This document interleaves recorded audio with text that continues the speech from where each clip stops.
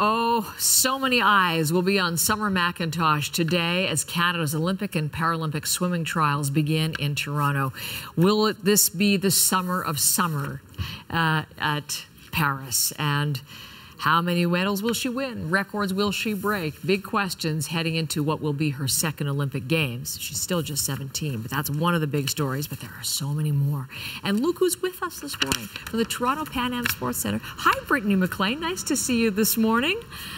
I love it when you report for Heather. All of us. Go looking right poolside. What is happening as we get underway with our coverage this week? Who's in the pool right now?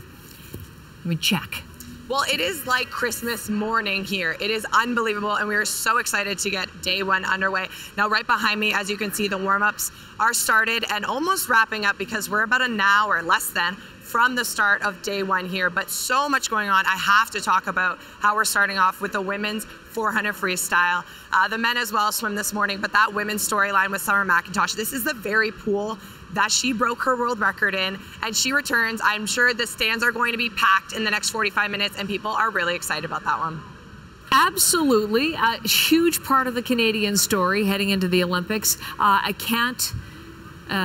we want to mention as many of the names as we can, but everybody will be watching Maggie McNeil too. So what's in store for her today and this week? Exactly. So Maggie and Summer are two of those names that are just so light years ahead of so many of the rest of the swimmers. So we know those names well, but it's also fun to see who might also qualify under that second spot for the games. Those of you who don't know, if they're under a FINA A standard, we can send two to get to go to the Olympics. We'll also keep an eye on some of the Paralympic storylines as well. But yeah, Maggie McNeil, the reigning Olympic champion in the 100-meter butterfly, she's going to take to the pool, and we're going to have to find out some of the other swimmers if they're in tip-top shape to try to get those second spots. But Maggie has been looking so good this week. I caught an eye of her in the warm-up, so I'm really looking forward to getting to watch her race.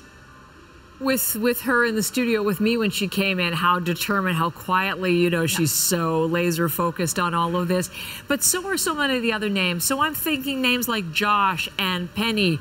These are people we're going to have to be very familiar with come Paris, come 2024 in the summer in July and August. So set that up. Who else and what else we'll be watching for at the trials this week, Britt?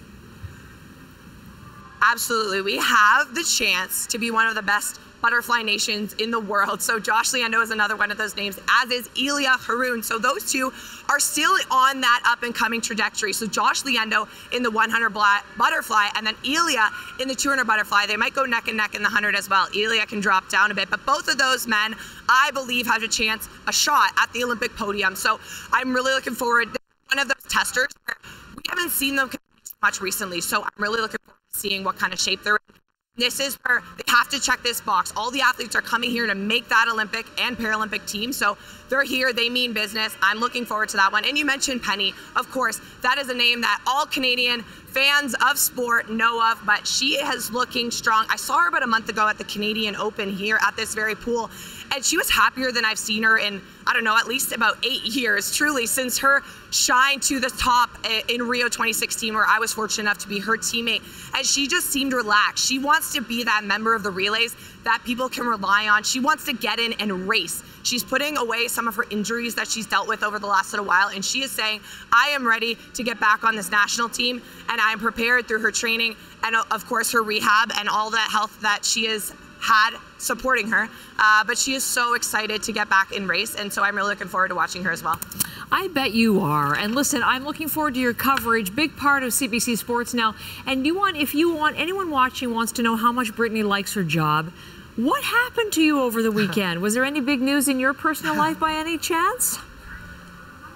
I got married just 36 hours ago. So it was one of our jokes that I said, yes, I was with my first love, swimming, and now I have a new love, my husband, Chad.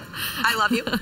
But we're so thrilled to be here. Again, this sport means the world to me, and I couldn't be anywhere else this week.